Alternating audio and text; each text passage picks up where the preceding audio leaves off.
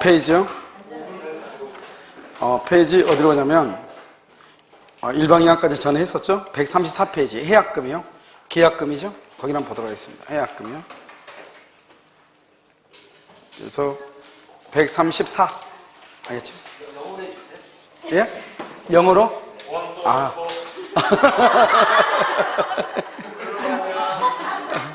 네, 지금요, 술이 깬 상태에서 발음하니까 저래요.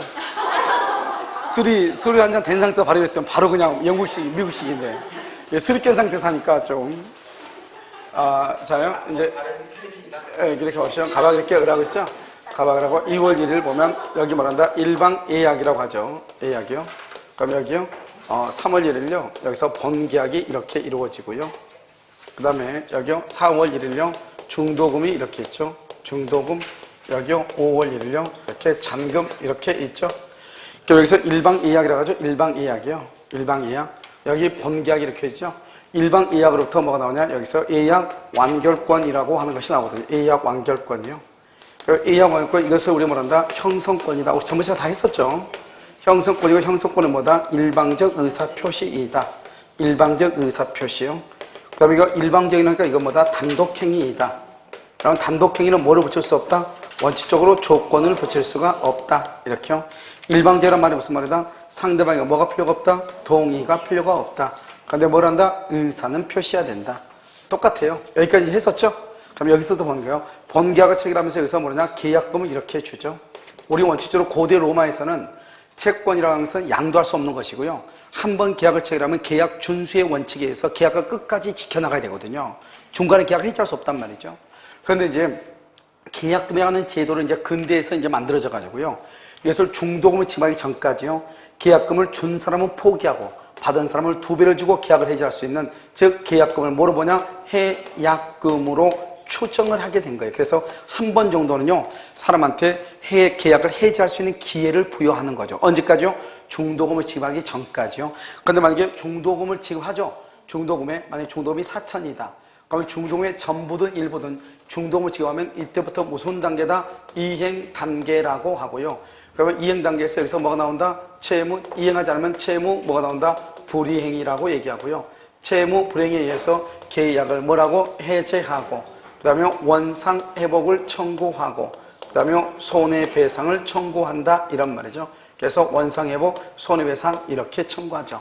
이것을 우리는 뭐란다? 채무 불이행이다. 이렇게 얘기를 해요. 이것을 잔금이다. 이렇게 얘기하죠. 알겠죠? 잔금 이렇게. 그러면 여기에서 어느 일방이요? 어느 일방에 뭐가 있을 수 있냐? 채무 불이행이 있을 수 있죠. 예를 들어서요. 왜 일방이란 말을 하냐? 매수인이 대금 지급을 하지 않거나 매도인이 등기를 이전하지 않을 수 있단 말이죠. 그러니까 등기를 기준하면 갑이 채무자가 되고 대금을 기준하면 을이 채무자가 된다 이 말이죠. 그러니까 어느 일방이요? 채무 불이행했을 때 그때는 과연 어떻게 될 것인가? 이런 문제가 발생한단 말이죠. 그러면 이제 이 계약금에 의한 계약금에 의한 계약의 해지를 우리는 약정 해제권의 일종이다 이렇게 얘기해요. 그러니까 계약을 4월 1일까지 계약을 해지할 수 있다고 미리서 예정을 내놨잖아요. 그걸 약정 해제권이라고 얘기하는 거예요. 그런데 이 계약금에 의한 해제도 뭐냐? 그래서 형성권이에요. 형성권이고요. 그래서 뭐냐? 일방적 의사표시죠. 따라서 계약금을 계약금이 만약에 1,000만 원이다 그러면 1,000만 원의 계약금을 받은 갑은요, 계약금에 단독행위니까 조건을 붙이지 못하죠. 그러니까 반드시 2배를 줘야 돼요. 2배를 주고 계약을 해자. 그걸 뭐냐? 조건을 붙일 수 없다고 그래. 계약금 600만 원만 주고 일단 해지하고 400은 나중에 줄게. 그건 절대로 안 돼요. 반드시 2배를 주고 계약을 해줘야 돼요. 만약에 2배가 아니고 일부만 주고 계약을 해지하려면 우리는 계약은 뭐죠? 임의채권법이죠? 임의규정이죠? 상대방의 동의가 있어야 되고 동의가 없는 한 절대로 뭘 할 수 없다? 조건을 붙일 수가 없어. 그러니까 일부만 주고 안 돼. 그런데 상대방에 뭐가 있으면 동의가 있으면 가능하다. 이런 말이죠, 지금. 자, 그 다음에 여기 동의가 없다. 알겠죠? 그래서 동의가 필요가 없으니까요. 갑이 을의 동의 필요 없이 2배 주고 계약을 해지하는 거예요. 그런데 갑이 수령하지 않는다 해가지고 그것을 공탁을 시킬 필요는 있다, 없다? 없고, 계약금에 의해서 계약을 해지하죠? 해제도 뭐가 되냐? 소급해서 뭐가 돼요? 무효가 돼. 이것은 다 똑같아. 알겠죠? 그 다음에 계약금에 의한 계약 해제는 여기 본계약을 체결하고 중도금을 지불하기 전까지 여기에서 계약을 해지하죠? 그러니까 아직 이행 단계이다, 아니다? 이행 단계가 아니죠? 그래서 채무 불이행이라는 말이 나와 안 나와? 안 나오죠. 그래서 계약을 해제한다거나 그다음에 원상 회복을 청구한다거나 손해배상을 청구한다거나 이런 말이 나올 수가 있다 없다? 없다 이런 말이고요. 그 다음에 여기죠. 해약금으로 추정하죠. 계약금인데 해약금으로 추정하는 거잖아요. 또는요, 계약금은 우리는 원칙적으로 우리나라는 원칙적으로 불료식 계약이거든요. 그럼 불료식이니까 계약금을 줬다고 하는 것은 계약을 했다고 하는 증거가 되는 거죠. 이것을 증거금, 증약금이다 이렇게 얘기해. 알겠죠? 그 다음에 이 본계약을 주된 계약이라고 하고요. 계약금 계약을 종된 계약이라고 하죠. 그래서 주된 계약이 무효나 취소나 해제가 되죠. 그러면 계약금 계약조 자동적으로 무효 취소 해제가 되는 거예요. 그 다음에 계약금 계약을 뭐라고 한다? 요물 계약이라고 하죠. 그래서 요물 계약은 뭐가 있다? 현상 광고, 대물 변제, 그 다음에 계약금 계약, 보증금 계약이죠. 이건 계약금 계약이죠. 이 계약금 계약을 요물 계약이라고 그래요. 그래서 계약금을 1,000만 원으로 지급하라고 되어 있으면 반드시 계약금을 1,000만 원을 지급을 해야 되고 계약금의 일부 600만 원만 지급하면 계약금 계약은 없는 것이에요. 그러니까 의리갑한테요. 계약금 1,000만 원을 지급하게 해놓고 600만 원만 지급하고 나서 600만 원만 포기하고 계약을 해지할 수 있는가? 해지할 수 없다 이 말이죠. 해지가 되려면 상대방 갑의 동의가 있어야 돼요. 알겠죠? 그러니까 계약금을 전혀 지급하지 않거나 계약금의 일부를 지급하지 않으면 계약금 계약은 없는 거예요. 그럼 계약금 계약이 없을 때는 그럼 어떡하냐?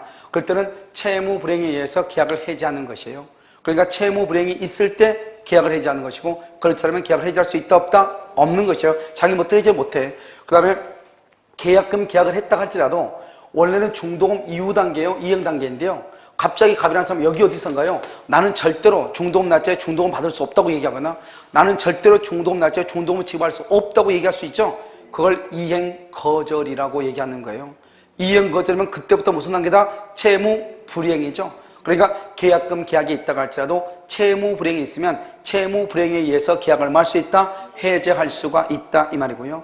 그 다음에 중도금은 4천만 원 전부 다 지급해야 되냐? 그렇지 않고 중도금의 일부만 지급을 해도 계약을 계약을 해지할 수 있다 없다? 있다 이런 말이고 맞죠? 계약금을 포기하고 계약을 해지할 수 없다 이 말이고요. 중도금 날짜 4월 1일이죠. 4월 1일이면 3월 25일 날 미리서 중도금을 지급할 수 있고 3월 25일부터 이행 단계고 계약금을 포기하고 계약을 해지할 수가 없다. 그래서 계약금 계약은 갑이든 을이든 어느 일방 어느 한 사람이라도 이 중도금 전부를 지급했거나 일부를 지급했거나 중도금 지급을 이전에 중도금을 지급하면 그때부터 이행 단계이고 그 이후는 절대로 계약금을 가지고 해지할 수 있다 없다? 없다 이 말이죠. 그러면 중도금 이후 단계가 되면은 이제는 계약금이라고 하는 말은 없어지고 이제는요 중도금으로 4천, 잔금으로 6천을 이렇게 받는다 이 말이죠. 그런데요 이 중도금하고 잔금 날짜 이 사이 어디선가 일방의 잘못이 있다 이 말이죠. 그러면 채무불이행에서는 계약을 해지할 것이고 계약을 해제를 하든 우리 모르죠. 551조만 나왔죠. 채무불이행이 있으면 계약의 해지는 손해배상 청구에 영향을 미치지 않는다고 그랬으니까 일방의 채무불이행이 있으면 계약을 해제하고 손해배상 청구하든 해제하지 않고 손해배상 청구할 수 있잖아요. 그러나 일방의 잘못으로 손해배상을 청구를 해야 되는데 얼마를 청구를 해야 되는지 알 수가 없단 말이죠. 그래서 미리서 약속을 할 수 있죠. 어떻게 약속하냐? 계약금을 뭐로 본다? 해약금으로 뭘 한다? 추정한다 이 말이죠. 그래서 계약금을 해약금으로 추정을 한다? 계약금은요 위약금으로 하고 위약금으로 하기로 뭘 한다? 특약을 한다 이 말이죠. 이때 특약을 하게 되면 특약이 있느냐 없느냐? 있다. 그러면 이것을 우리는 위약벌 또는 손해배상의 예정 손해배상의 예정으로 뭘 한다? 추정한다. 추정 이렇게요. 이거 무슨 말이냐? 계약금을 주면서 계약을 체결하면서 뭐라고 하냐면 계약금을 여기서요. 우리 법적으로 보면 565조가요. 법조문에 딱 나와 있어. 뭐라고 나와 있냐? 중도금을 지급하기 전까지 계약금을 준 사람은 포기하고 받은 사람을 2배를 주고 계약을 해지할 수 있다. 법에 딱 나와 있으니까 계약금은 아무 말이 없으면 중도금을 지급하기 전까지는 해약금으로 봐요. 그러면 중도금 이후 여기 중도금 이후 여기 중도금과 잔금 여기에서 일방의 채무불이행이 있죠? 그럴 때는 어떡할 것인가? 일방의 채무불이행이 있죠? 그럴 때는요 채무불이행이죠? 그러면 계약금을 위약금으로 하기라는 뭐다? 특약이 있냐 없냐로 따져. 특약이 있느냐 없느냐. 만약에 위약금으로 하기라는 특약이 있다. 그럼 그것을 뭐로 본다? 위약벌로 보든지 위약벌. 또는요 뭐로 본다? 손해배상 예정. 이때 뭐라 하냐? 계약을 체결하면서 뭐라 하냐면 중도금 이후 단계에서 어느 일방의 채무 불이행이 있을 경우 계약금을 지급한 사람은 포기하고 그 다음에 계약금을 받은 사람은 배액을 위약금으로 지급하기로 한다. 이렇게 또는요, 일방의 채무 불이행이 있으면 계약금을 지급한 사람은 그 계약금을 몰치당하고 몰치 빼앗기고 이 말이죠. 계약금을 지급한 사람은 2배를 위약금으로 지급하기로 한다. 이런 약속이 꼭 있어야 돼. 그런 약속이 있는 것을 위약금 특약이라고 그래요. 이러한 특약이 있을 때는 그것을 원칙적으로 손해배상 예정으로 보기 때문에 계약금이 만약에 1,000만 원이죠. 그 1,000만 원을 손해배상으로 버는 거예요. 그러니까 어느 일방의 잘못으로 손해배상이 1,200이 만들어질 수 있죠. 1,200. 그래도 얼마만 받아? 1,000. 800이 만들어질 수 있죠. 그래도 얼마만 받아? 얼마를 가져가? 1,000. 그러니까 남어도 돌려주지 않고 부족에도 더 청구를 못하고 1,000만 원만 그냥 먹고 떨어지는 거예요. 그걸 손해배상 예정이라고 그래요. 그런데 이 예정이 너무나 과다하다 그러면 감액을 청구할 수 있어요. 왜냐하면 이 매수인이 욕심이 나가지고 물건은 1억짜리인데요. 계약을 해지를 못하게 하려고 욕심 나서 3,000을 줬다 이 말이죠. 그럼 너무 많이 줬죠? 그럴 때는 감액을 청구할 수 있다 이 말이죠. 그런데 만약에 그것이 위약벌이면 달라요. 위약벌. 여러분 아파트를 분양받거나 여러분 여기 기업도시하고 여기 무슨 도시 여기 혁신도시 있죠? 아파트 분양받으면 반드시 위약벌이라고 아마 되어 있을 거예요. 그러면 계약을 중간에 파기하죠? 파기하려면 어떻게 하냐? 일단 계약금 떼이고 플러스 알파로 손해배상을 더 해야 돼. 손해배상 더. 알죠? 그러니까 어떻게 하냐? 계약금을 일단 떼이죠. 계약 해지하려면. 그 다음에 뭐냐면 지금까지 넣은 금액 있죠. 넣은 금액의 뭐 1%라든가 뭐죠? 잔금까지 뭐 0.1%나 이렇게 돼 있단 말이죠. 그것을 손해배상으로 더 지급을 해야 돼. 무조건 포기가 아니고. 항상 보면 계약서 딱 보면 뒷장에서 한 장이나 2장 사이 그게 있어. 왜? 그래야지 누가 읽지 않잖아요. 읽다가 지쳐가지고요. 알겠죠? 그러니까 거기 보면 꼭 그래 있어. 원래 이건 설명을 해야 되거든요. 설명을 하는데 일반인들은 무슨 말인지 모르죠. 설명을 해도 계약을 해지하려면 이렇게요. 위약벌이 있고요. 이렇게 손해배상이라는 게 있습니다. 그러면 나는 뭐 계약 해지 안 할 거지. 그때는요. 내가 계약을 해지하려고 사는 게 분양받은 게 아니잖아요. 그러니까 그런 것이 귀에 들어오지 않는 것이에요. 알겠죠? 그래서 이게 꼭 이렇게 들어있죠. 알겠죠? 이런 경우는요. 계약금 1,000만 원뿐만 아니라 더 플러스 알파로 손해배상까지 더 청구할 수 있잖아요. 그러니까 여기는 아무리 계약금이 과다하다 할지라도 그래서 감액을 청구할 수가 없는 거예요. 왜? 어차피 손해배상을 더 청구할 수 있으니까. 그런데 만약에 이런 약속이 없이 그냥 계약금만 주고 위약금이란 말이 없어. 그런데 둘 다요. 중도금 날짜에 중도금 4,000 중에서 3,000을 지급하고 중도금 1,000만 원하고 잔금 6,000을 지급하지 못해가지고 중간에 계약을 해지한단 말이죠. 이런 경우는 어떻게 할 것인가? 그런 경우는 계약금을 무조건 내가 먹는 게 아니에요. 무조건 먹는 것이 아니고 내가 위약금 특약을 안 했죠? 그러면 그로 인해서 실제 손해를 뭘 해서 입증해서 청구하는 거예요. 실제 손해 입증해서. 그런데 실무에서는 보면요. 계약금요. 위약금 특약이 없다고 할지라도 아무튼 등기가 가기 전까지 잔금 지급하기 전까지요. 어느 일방이 잘못하면 계약금을 받은 사람은 무조건 2배를 주고 계약을 해지하고요. 계약금을 준 사람은 포기하고 계약을 해지한다. 이렇게 인식이 돼 있어. 실무에서는. 그러니까 중도금 이후 단계 어느 단계에서 갑은요. 계약금을요. 자기가 손해가 있든 없든 그냥 계약금 돌려줘 안 돌려줘? 안 돌려줘. 이건 사실 이건 말이 안 되는 거란 말이죠. 그런데 이제 그걸 가지고 따지려면 어떻게 해야 돼요? 내가 법리적으로 내가 그거에 대해서 이해가 있거나 또는 그렇지 않으면 변호사를 선임해야 되잖아요. 그럼 변호사 선임해서 그걸 다투어야 되는데 다투려면 시간이 필요하잖아요. 시간이요. 무슨지 알겠죠 지금? 그 다음에 또 변호사 비용이 또 들어가잖아요. 변호사 비용 한 500 들어가죠? 성공보수 또 2, 300 주죠? 남는 게 있어 없어? 없잖아요. 이게 남는 게 없어. 이게 문제란 말이죠. 만약에 예를 들어 3억짜리 아파트다. 그러면 3천이다. 그러면은요, 변호사 선임해가지고 한번 붙어볼 만하죠? 근데 저쪽에서 또 손해배상을 또 증명을 해가지고 내가 그 사람 아니었으면 누구한테 해가지고 프리미엄이 3,500이 있었는데 3,500인데 지금 3,000이니까 여기요 3,000이니까 500을 더 달라 또 소송을 제기하고 또 필요하면 또 변호사 비용 또 줘야 되잖아요. 이런 여러 가지 소송에서 내가 이길 수 있다는 확신이 있어 없어? 없잖아요. 그런 것 때문에 사람이 서로 이제 말로 하다가 안 되면 욕 한번 해봤다가 욕 잘못하면 또 모욕죄를 또 고소당하고 뭐 이렇게 하는 것이죠. 알겠죠? 그래서 이것을 가지고 이제 얘기하면 이걸 계약금 계약이다 이렇게 얘기하죠. 한번 볼까요? 565조요. 해약금이죠. 매매의 당사자 일방이 계약 당시에 금전 기타 물건을 계약금, 보증금 등의 명목으로 상대방의 교부를 뭐라냐? 요물이라고 그래요. 요물. 반드시 교무해야 돼. 현대계보. 교부한 때는 당사자 간에 다른 약정이 없으면 일방이 이행에 말 때까지 착수할 때까지 중도금을 지급할 때까지 교부자는 포기하고 수령자는 배액을 상환하여 계약을 말 수 있다. 해제할 수 있다. 203번 계약금은 언제나 증약금이다. 알겠죠? 증약금. 왜요? 그래서 거기다가 우리는 뭐다? 불요식 계약이므로 이 말이죠. 불요식 계약이기 때문에 그렇다 이 말이죠. 자, 204는요. 당사 사이에 다른 약정이 없으면 계약금은 뭐로 추정한다? 해약금으로 추정하고. 그럼 봐봐. 계약금이 언제나 해약금이다. 그건 안 돼.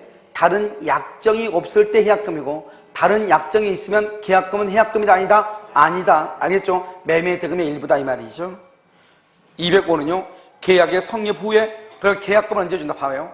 이런 만약에 그 물건이 마음에 들죠. 그러면 계약금은 언제 줘? 계약금이 마음에 들어. 그러면 계약금은 언제 줘? 미리서 주죠. 계약하기 전에. 알겠죠? 그 다음 보통 언제 주죠? 계약 체결할 때 주죠. 보통은요.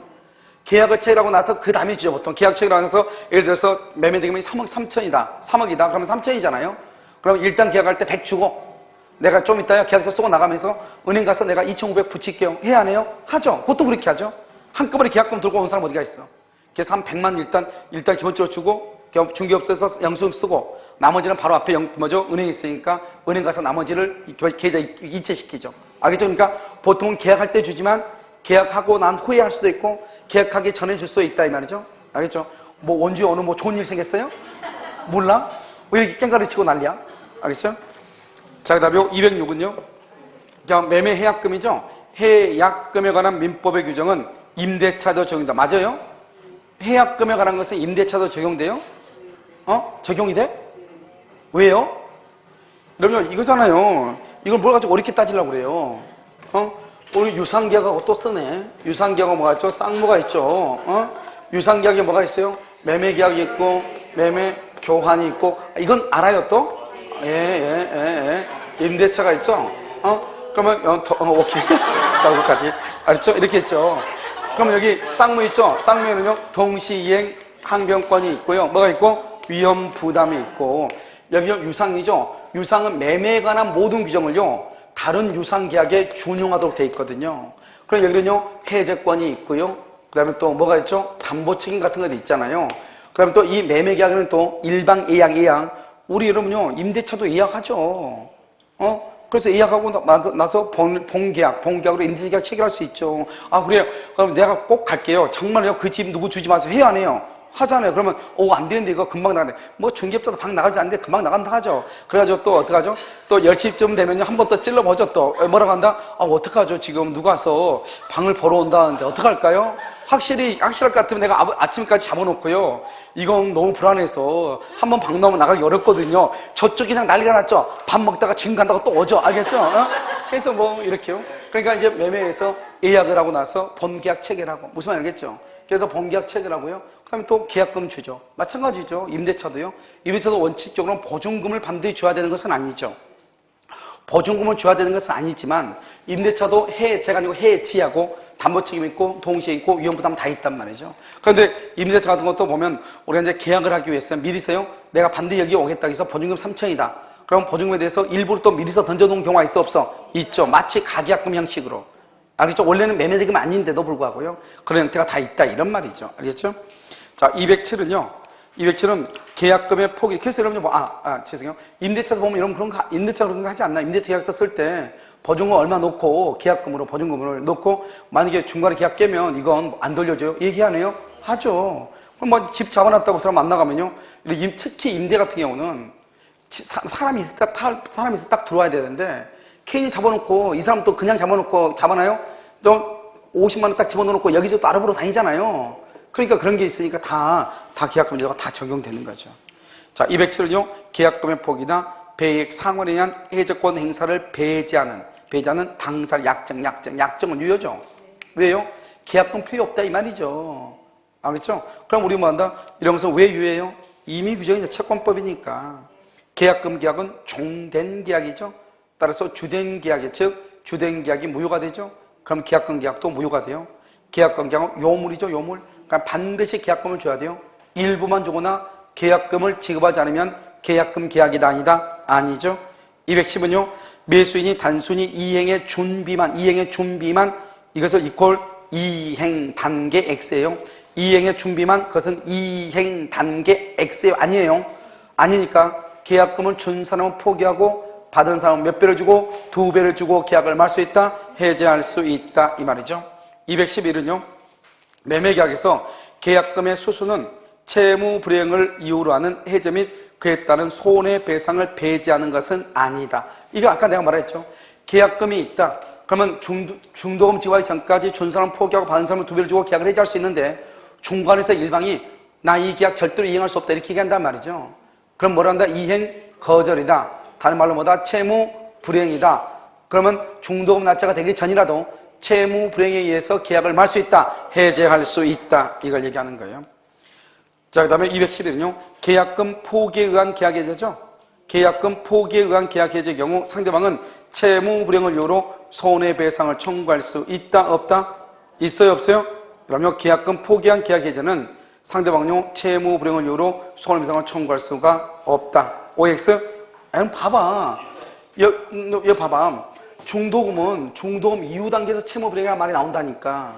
계약금은 채무 불이행 말이 안 나와, 안 나와? 안 나온다. 왜? 이행 단계가 이행 아직 안 했잖아요. 아직 언제부터 이행 단계냐? 중도금을 지급하고 난 후부터 이행 단계라고. 알겠죠? 그러니까 이행 단계가 아니다. 이런 말이죠. 알겠죠? 자, 그래서 여러분요.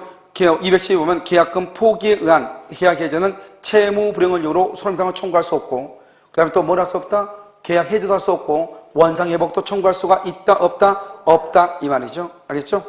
그래서 없다. 그럼 211번의 두 번째 줄하고 차이는 뭐냐면, 계약금에 의해서 해제권이 유보됐다. 채무 불이행을 이유로 계약을 해지할 수도 있다. 이 말이죠. 중간에 채무 불이행이 있으면. 그런데 지금 그 말이 아니죠. 이것은 211은 계약금 자체로 이 말이죠. 계약금 자체로 계약을 해지한다. 이 말은, 그렇죠. 중도금 지급하기 전이다. 이 말이죠. 그러니까 채무 불이행 말이 나와, 안 나와? 안 나와. 이행 지체 없죠?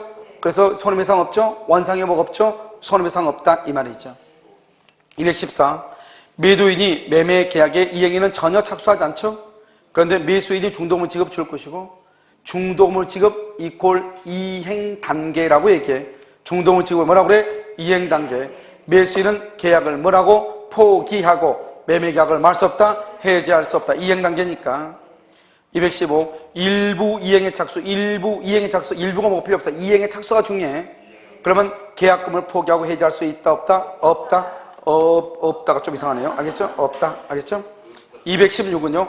계약금만 수령한 매도인이 매수인에게 이행을 최고하고 대금 지급을 구하는 소송, 매도인이 줄 것이고, 맨 끝에요. 대금 지급을 구하는 소송을 제기, 이퀄에 이행 단계 X. 그걸 이행 단계가 아니야. 왜? 매도인의 이행 단계는 언제죠? 등기를 이전할 때가 이행 단계예요. 그런데 매도인은 등기를 언제 이전을 해? 잔금을 받아야 이전을 해. 그런데 지금 매수인 잔금을 안 주니까 잔금 달라고 소송을 제기했죠. 아직은 이행이다, 아니다? 아니죠. 그래, 이행 단계 아니니까 계약금을 포기하고 해지할 수 있다. 217. 대금 불입 불이행 시 계약은 자동 무효가 되고, 불입된 계약은 절대로 뭐하지 않는다? 반환하지 않는다. 봐봐. 대금 불입 불이행 시, 알겠죠? 대금을 납부하는 것을 불이행한다 이 말이잖아요. 그러니까 그것은 뭐예요? 계약금을 얘기해요? 중도금 잔금을 얘기해요? 중도금 잔금을 얘기하는 거 아니에요. 계약을 하면서. 그럴 때는요, 계약은 자동 무효가 되고 불입된 금액은 일체 반환하지 않는다 이렇게 돼 있죠. 이것을 뭐란다? 위약금 특약이다. 이렇게. 위약금 특약이다. 이것을 뭐라 한다고? 위약금 특약. 봐봐. 그럼 이런 위약금 뭐예요? 계약금 봐봐. 계약금은요, 중도금 전까지는 계약금을 뭐라 한다? 해약금이라고 얘기해. 중도금 이후에서 특약이 있으면 그걸 뭐라고 그래? 손해배상 예정이라고 그래. 그러니까 만약에 위약금에 특약이 없으면 중도금 지급 전까지는 해약금이라고 그래. 알겠죠? 그러면 특약이 없어. 아무것도 없어. 그냥 해약금이에요. 계약금은. 그런데 만약에 위약금 특약이 있다. 그러면은 계약금을 뭐로 보냐? 중도금 지급 전까지는 해약금. 중도금 지급 이후부터는 뭐 손해배상의 예정 이렇게 보는 것이. 알겠죠? 그래서 거기에 계약금이 손해배상 예정 계약금은 해약금 줄 것이고, 그래서 중도금 전까지 이렇게요. 중도금 전까지는 손해배상 해약금이죠. 손해배상 예정액 줄 것이고, 중도금 이후 단계, 중도금 이후 거기는 손해배상 예정이라고 얘기를 해요. 무슨 말인지 알겠죠? 자, 그 다음에 218은요. 218은 계약금이 손해배상 예정으로서 성질을 가지고 있다. 거기에 가로 묶어봐. 계약금이 손해배상 예정으로서의 성질을 가지고 있는 경우 이꼴 위약금 특약이라고 얘기를 해요. 그때요, 매수인이 계약을 해지한다는 의사표시라면은 계약금이 손해배상 예정으로서 과다 동그라미 과다. 법원은 직권으로 가매. 손해배상 예정으로서 예정액 줄고 봐. 그래서 만약 여기서 위약벌 약정인 경우, 만약 위약벌 약정인 경우 감액 X, 감액이 안 된다.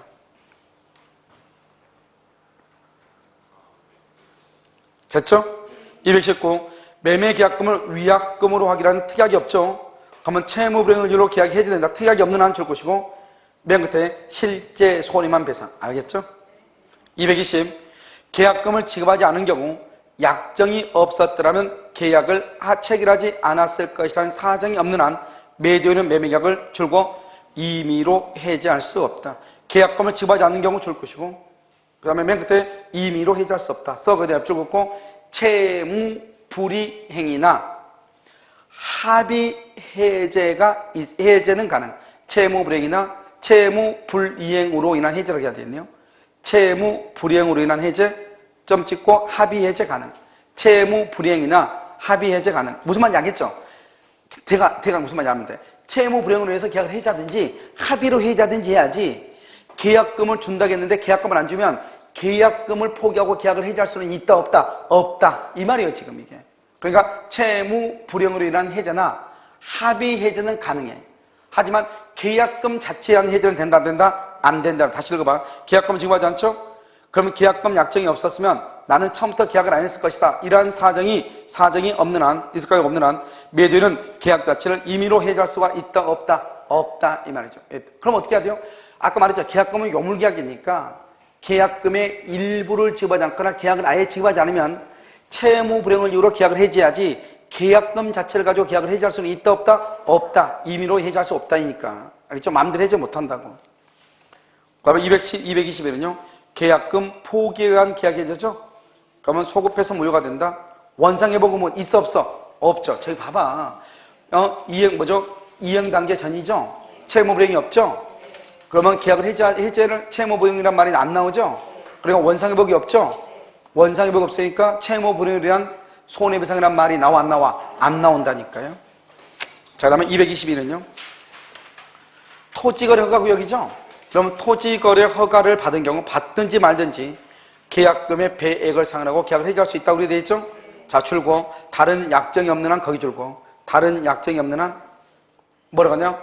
중도금 지급 전까지, 중도금 지급 전까지 토지거래 허가가 있든지 없든지 중도금 지급 전까지 계약금의 배액을 제공하고 계약을 말 수 있다, 해제할 수 있다 이런 말이죠. 자, 그 다음에 566을 보세요. 566. 매매 계약의 비용과 부담이라고. 이건 또 했어요. 자, 그 다음에 140 담보 책임은요, 지금 못해요. 지금 못하게 놔두시고 143페이지를 한번 보셔요. 대금 지급 장소 했어요? 143페이지 안 했죠? 여기는 담보 책임이 아니니까요. 봐보세요. 143페이지 586조 지금 보고 계세요? 586조. 매매 목적물의 인도와 동시에 대금 지급, 거기 가로 묶어. 그것을 현실 매매라고 그래요. 그 다음에 여러분 편의점을 사, 편의점. 편의점 가서 물건 사죠? 그럼 어떻게 돼요? 돈 줄 때 어디서 돈 줘요? 물건 받으면서 돈 줘요? 아니면 물건이 있어 창고에 가서 돈을 줘요? 물건 받으면서 돈 주죠? 그것을 뭐냐? 인도 장소라고 하는 거예요. 알겠죠? 인도와 동시에 대금을 지급할 때는 인도 장소에서 대금을 지급해야 돼요. 물건이 있었던 장소, 창고가 아니고. 그래서 시험 항상 뭐냐? 있었던 장소라고 나온다고. 있었던이 아니고 뭐다? 인도와 동시에 대금을 하면 인도 장소, 인도. 알겠죠? 270은 똑같은 말이고, 동일 기한 추정이라고 되어 있죠? 매매의 당사자 일방에 대한 매수인이죠? 의무의 잔금 지급이죠? 기한, 예를 들면 2월 1일이죠? 그럼 잔금이 2월 1일이다 이 말이죠? 상대방은 누구죠? 매수인이죠?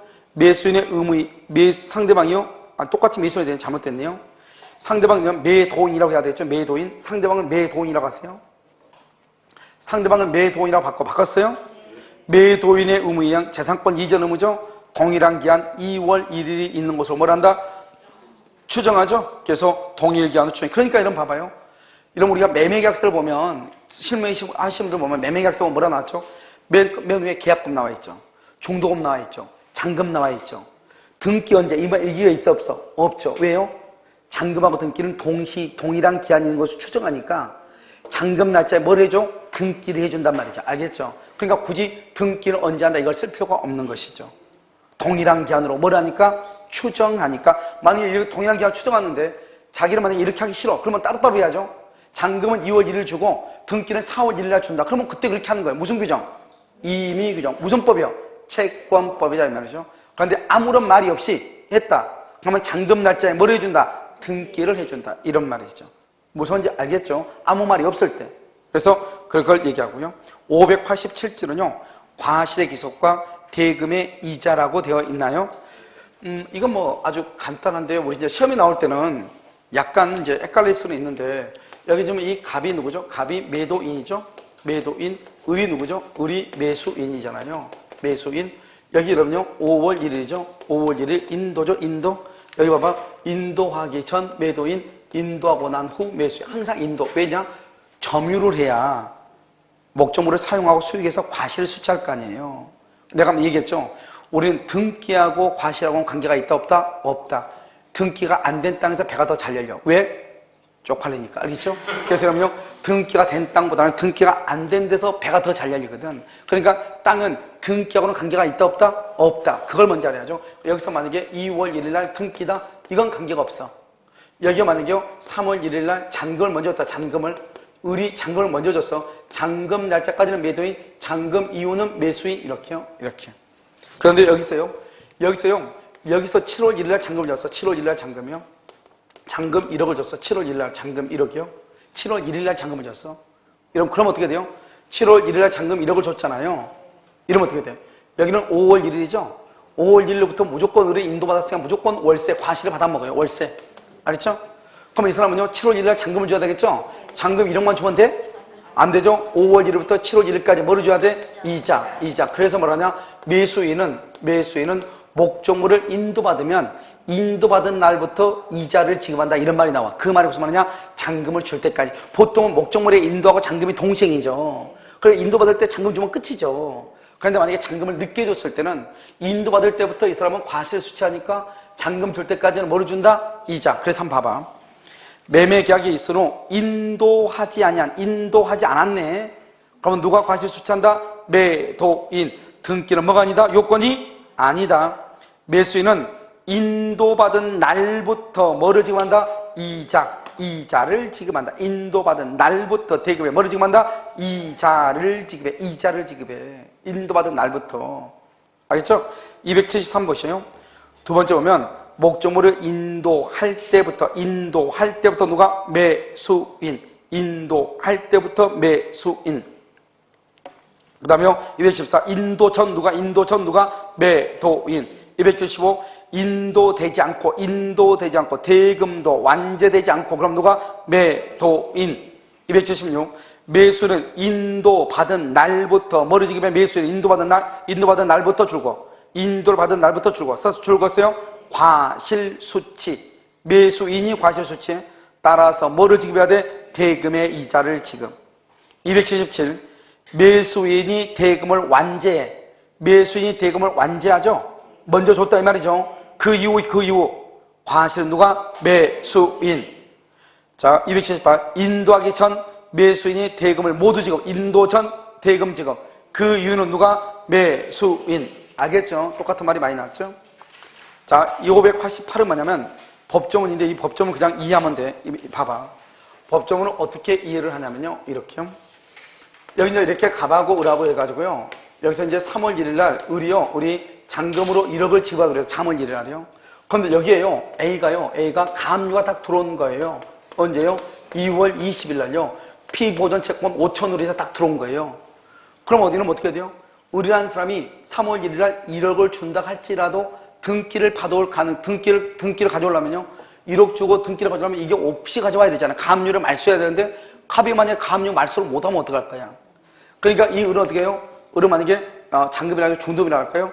중도금이 이렇게 있다. 그러면 중도금 날짜에 3월 1일 중도금 1억을 줘야 되는데 1억을 줄 때 얼마만 준다? 5천만 주고 나머지 5천은 지급을 거절하는 것이죠. 한번 볼까요? 거기 봐봐.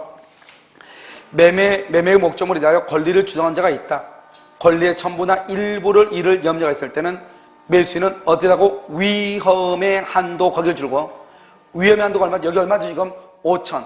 5천의 한도에서 지급을 거절한다 이 말이죠. 그러니까 일단 중도금을 얼마만 준다? 5천만 원만 준다 이 말이죠. 다시 여기 봐. 이거 1번이죠? 그럼 2번 봐 2번. 그러면 갑은요 을한테 뭐라냐? 다른 담보를 제공해. 5천에 해당하는 담보를 제공하면서 대금 달라고 그래. 대금. 그러면 다 주면 되죠. 담보가 있으니까. 그래서 거기 보면 그러나 매도인이 상당한 담보를 제공하죠. 그러면 대금 지급을 거절할 수 없어. 그런데 그 밑에 봐봐. 589조는 만약에 매도인이요. 봐봐. 이 매도인이 담보도 없고 있어도 담보를 제공할 생각이 전혀 없어. 그러면 이 사람은요 인도를 거절할 거 아니에요. 위험의 한도에서. 그러면 이 갑은 뭐라냐? 을한테. 그러면 그 5천만 원을 공탁을 해라 이렇게 청구할 수 있어. 알겠죠? 그 밑에 봐봐. 매도인은 대금에 뭐를 청구한다? 공탁을 청구할 수 있다 이렇게. 밑에는요 여러분요 다 똑같은 거 한번 읽어보시면 돼요. 알겠죠? 자, 그 다음에 이제 여러분요 환매를 한번 봐. 환매 알겠죠? 환매는 여러분 간단하죠? 환매는 여기서 이 물건이 얼마짜리죠? 5억짜리죠? 5억짜리 을한테요 얼마에 팔아? 2억. 2억에 매매를 하죠? 매매하고 을한테 등기를 하죠? 등기하면 을이 뭐가 된다? 소유자가 되죠? 소유자. 을이 소유자가 되죠? 그럼 어떻게 돼요? 왜 5억짜리를 2억에 파냐 이 말이죠? 그럼 을한테 이렇게 물건이 왔죠? 을한테요? 그럼 을은 여기서 뭐를 수취한다? 과세를, 월세를 받아먹죠? 대신 갑은 을한테 2억에 대한 이자를 준다 안 준다? 안 주죠? 이자하고 과세는요 언제나가 아니에요? 약정. 아무런 약정이 없으면 뭐만 물어본다? 상계한 것으로 보죠. 상계. 그 다음에 이 갑이라는 사람은 왜 5억짜리 2억에 팔았냐? 부동산의 경우는 몇 년? 5년. 5년 안에. 물론 반드시 5년이 아니에요. 단사 약정을 해. 약정이 없으면 5년이 돼 말이죠. 5년의 범위 안에서 약정을 한단 말이죠. 동산의 경우는 몇 년이다? 3년 안에 다시 사오는 거죠. 그러면서 우리가 이제 환매 등기를 하는데 환매 등기를 어떻게 하냐? 1번 갑이 소유자인데 2번 을한테 팔아. 그러면서 갖다가 여기요 동시에야 동시에. 이 말이 가장 중요해. 동시에. 만약에 등기 후 1개월 후 그러면 큰일 나. 동시에 여기요 2의 1 이렇게 2 똑같이 2번이죠. 이걸 우리 무슨 등기다? 주등기라고 하고 의의 일을 뭐라고 한다? 부기등기라고 하죠. 부기등기요. 알겠죠? 여기 을이죠. 을이죠. 그러면 여기가 갑에서 을이죠. 그럼 여기서 갑이라는 사람은 여기서 환매특약의 등기라. 환매특약. 그러니까 여기서 지금 갑을 중에서 누가 좀 소유자죠? 갑이 소유자죠? 을은 소유자도 아니다. 아니 을이 소유자죠. 을이 소유자. 을이 소유자 갑이한테 팔았으니까 을이 소유자고 다시 5년 안에 갑한테 팔겠다 이 말이죠. 그러니까 을이 소유자고 갑은 소유자가 아니에요. 환매특약은 갑이 소유자가 아니니까 채권이다 물권이다? 채권이다. 그래서 임차권하고 환매권은 채권적 청권이라고 하는 거예요. 이 사람이 지금 환매권, 환매 소유자. 갑이 을한테 팔았잖아요. 을한테 5년에 다시 사고 있다 이 말 아니에요. 그래서 여기서 이제 등기하죠. 등기할 때 뭐를 등기하냐? 여기서 매매 대금하고 그럼 매매 대금이 얼마예요 지금? 2억이죠. 매매 비용은 얼마예요? 매매 비용. 매매 비용을 쓴단 말이에요. 뭐 1000이면 1000이다 이렇게. 1000만 원 이렇게 쓴단 말이에요. 그럼 2억 1000만 원을 등기를 해. 등기하고 2억 1000만 원만 주고 사오는데 이걸 우리는 환매대금이라는데 환매대금은 아무런 약정이 없으면 환매대금은 2억하고 1000만 원이다 이 말이죠. 여기도 약정이 없으면 이게 아주 중요해. 그러니까 환매대금은 특약에 의해서 2억 1000만 원을 초과할 수도 있어 없어? 있다 이게 중요해. 알겠죠? 등기는 2억 1000인데 실제로는 2억 5천을 할 수 있다 이 말이죠. 알겠죠? 자 그럼 봐봐. 그러면 여기 환매가 있어. 이 사람 채권에 불과하죠? 현재 누가 소유자? 을이 소유자죠? 그러니까 을이요 3번 병한테 처분할 수 있어. 그래서 을은요 환매 특약의 등기가 있다고 해서 등기를 이주라는 것을 거절을 못해요. 무조건 등기해줘야 돼. 그 다음에 4번요 정한테 이렇게요. 그 다음에 5번 이 갑이라는 사람이 환매 특약 환매권 행사를 하죠? 이때는 누구한테 행사하냐? 이 정한테 이렇게 갑 이렇게 정한테 현재 양수인한테. 왜? 가등기하고 부기등기 차이예요. 가등기는 예비등기에 불과하죠. 그럼 내가 3번이 가등기다. 그럼 나는 2번 등기할 때 번등기를 청구해. 내가 7번에 가등기다. 6번 등기 내 앞에 있는 6번 등기할 때 번등기를 청구한다고. 알죠? 가등기 의무자한테. 양수인한테 청구하는 게 아니고. 그런데 부기등기는 현재 2번이 완전한 등기고 이것도 2번 완전한 등기죠? 2번, 2번, 그 다음에 3번, 4번이죠? 그럼 몇 번이죠? 5번이죠? 그러니까 부기등기는 현재의 양수인한테 청구하는 것이에요. 알겠죠? 그래서 현재 양수인 정일한테 어떻게 한다? 환매권을 행사한다 이 말이죠. 얼마만 준다? 원칙적으로 환매대금, 매매대금과 등기된 매매 비용만 주고 특약에 의해서 말 수 있다, 초과할 수 있다. 그래서 특약이란 말이 약정이란 말이 여기서 두 가지가 중요해요. 자요, 봐요. 590조 환매. 매도인이 매매 계약과 동시동그라미 환매할 권리를 보류하죠.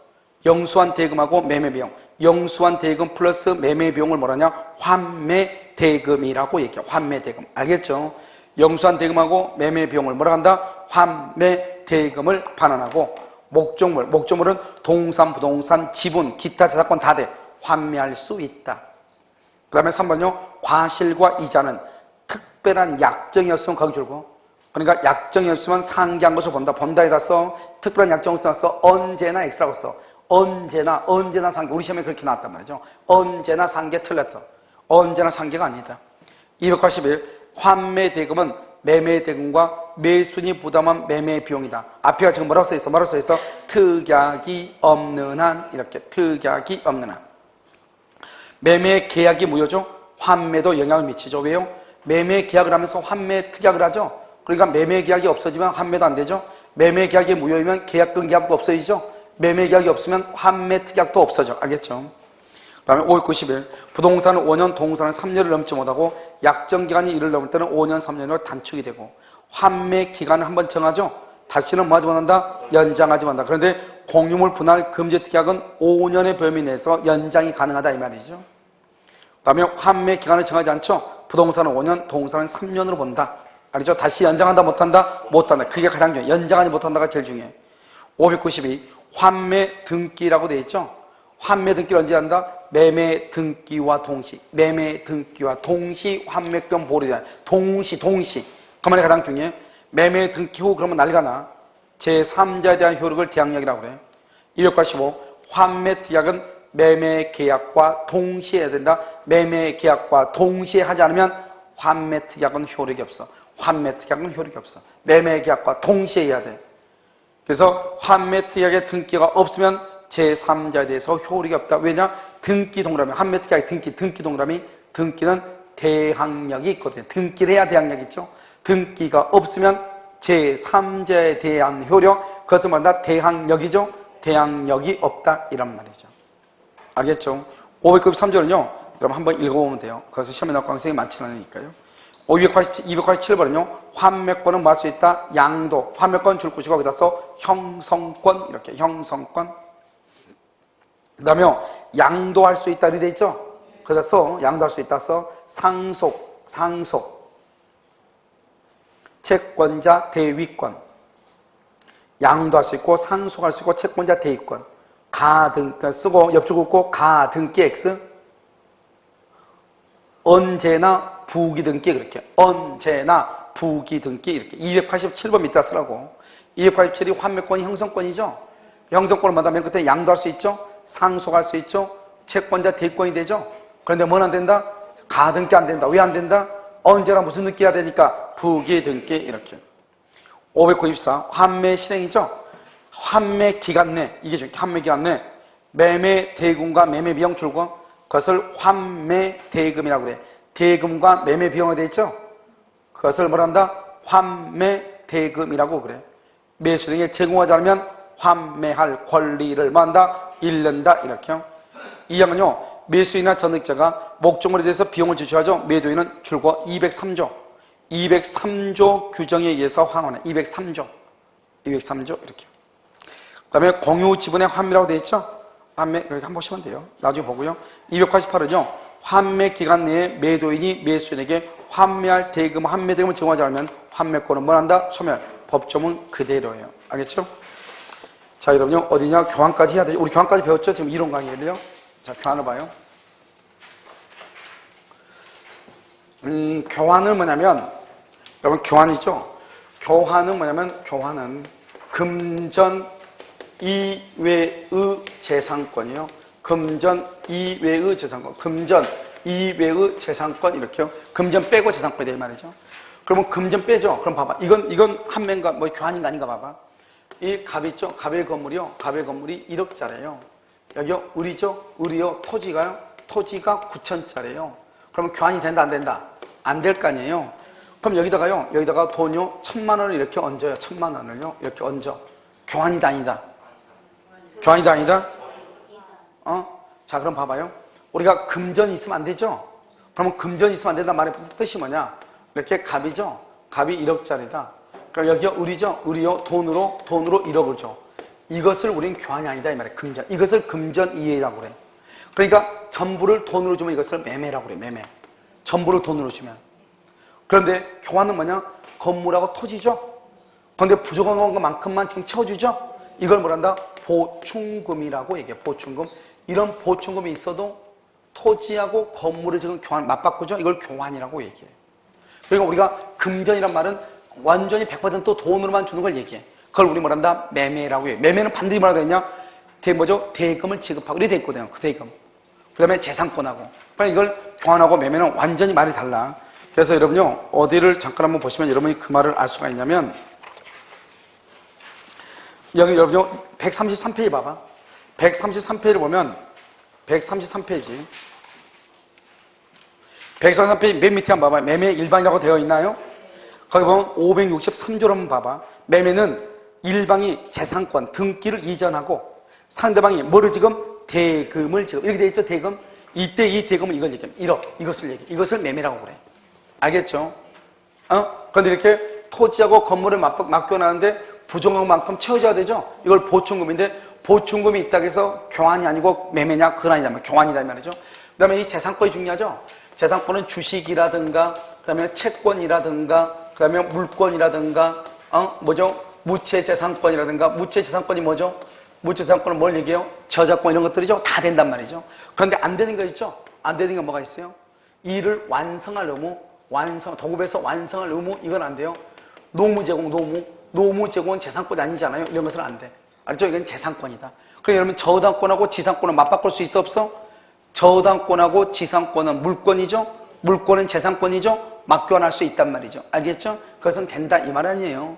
그 다음에 이 보충금이죠? 그 우리가 또 나와. 유상하고 뭐가 있죠? 유상계약하고 또 뭐가 있어? 쌍무계약 있죠? 그러면 유상하고 여기요 유상하고 쌍무계약 있죠? 쌍무계약에는 뭐가 있어요? 동시이행 환경권하고 또 뭐가 있어? 위험 부담이라고 하는 것이 있죠. 그 다음에 유상계약에는 뭐가 있어요? 유상계약. 여기서 유상계약은 해제가 있죠? 해제권하고 그 다음에 뭐가 있죠? 담보 책임이라고 하는 것이 있죠? 담보 책임 이렇게요. 그러면 이 유상계약에 뭐가 있어요? 유상계약에 뭐가 있어요? 유상계약에는 매매하고 그 다음에 뭐가 있어요? 교환하고 그 다음에 환매하고 임대차 이렇게 있죠? 임대차, 도급 이렇게 있는데 이 두 가지를 보면 매매에 관한 모든 것은 교환, 환매, 임대차, 도급에 다른 유상계약에 준용해. 그게 무슨 말이냐? 매매에다 모든 걸 쓰고 매매에 관한 것이 다른 거에 다 준용된단 말이죠. 그럼 매매는 매매 대금이 있죠? 환매는 뭐가 있어? 보충금이 있죠? 그러니까 이 보충금은 매매 대금에 관한 규정을 준용한다 이런 말이고 그 다음에 교환에도 동시에 맺고 위험부담이 있어. 당연히 갑일한테 소유권 이전 등기 건물에 대해서 을이 여기요 토지에 대해서 등기해주죠. 무슨 관계다? 동시이행. 그 다음에 위험부담이란 게 있죠. 이런 위험부담이 뭐예요? 갑하고 계약을 했죠. 계약을 했는데 여기서 건물이 멸실되고 없다 이 말이죠. 자기는 토지를 주려고 했는데 건물이 3월 1일 날인데 2월 20일 건물이 불타버리고 없어. 그럼 무슨 문제다? 위험부담. 담보 책임이죠. 땅을 주고 건물을 받아왔는데요. 땅이 100평에서 측량을 하니까 90평밖에 안 되는 거예요. 그럼 무슨 책임이다? 담보 책임이고 계약이 해제죠. 나는 등기를 줬는데 이 사람이 등기 안 해줘. 계약을 말 수 있다. 해제할 수 있죠. 등기를 줬는데 보충금을 안 줘. 계약을 말 수 있다. 해제할 수 있죠. 그러니까 이건 교환에도 다 있다 이 말이죠. 그런데 교환계약은 뭐란다? 유상쌍무, 유상쌍무 무슨 계약이다? 낙성. 그 다음에 무슨 계약이다? 불요식이죠. 불요식계약이지. 교환은 물건은 맞바꾼다 해서 요물계약 그러면 큰일 나. 요물계약은 무슨 계약이다?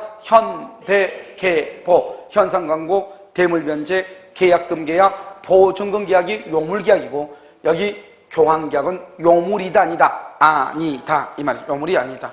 알겠죠? 한번 볼까요? 여러분 교환계약이죠? 교환은 당사 쌍방이 금전 이외의 재산권이죠. 그래서 노무 제공이나 이를 완성한 의무는 된다 안 된다? 안 되죠. 그래서 상호 이의제한권 약정하죠. 낙성, 쌍무, 유상, 분류식. 요물이 아니다 중요하죠. 물건 바꾼다 해서 요물이라고 하면 안 돼. 금전 이해의 재산권이고 교환계약은 계약이니까 합치죠. 왜? 계약, 교환계약할 때 계약 동그라미, 그 다음에 합치 동그라미, 유상, 쌍무, 낙성, 분류식이죠. 이게요, 두 번이나 났다 이 말이죠 지금. 290은요, 현물 교환한 것도 뭐다? 교환이죠. 현물 교환. 이런 보면 와가지고 내가 뭐 귤 하나 가져오죠. 저쪽에서 뭐 하나 준다? 감 하나 주죠. 우리 감하고 귤하고 바꿀까요? 할 수 있어 없어? 있잖아요. 자, 그 다음에 환금. 환금이 뭐죠? 우리가 뭐죠? 공항에 가가지고 인천공항에서 외국 나가려면 달러로 바꾸죠? 익스체인지 하죠? 그래, 우리 뭐다? 환금, 그것은 교환이 아니다 이 말이죠. 부동산 소유권 동그라미, 소유권 물권이죠. 주식 동그라미, 주식. 이건 소유권하고 주식을 바꾸죠. 그거 재산권이죠. 이런 봐봐. 채권, 물권 다 재산권이잖아요. 그러니까 뭐다? 교환이다. 내가, 이건 어때요? 예금이 낫죠, 예금. 예금 해놓은 거다고요. 저당권으로 바꾸는 건 뭐가 돼요? 아, 예금도 권리 아니에요. 다 교환이다 이 말이죠. 알겠죠? 자, 295는요. 목적물이 하자죠. 하자. 교환 목적물이 하자가 있어. 그럼 뭐다? 담보책. 여기 봐봐. 담보책임 있잖아요. 교환도.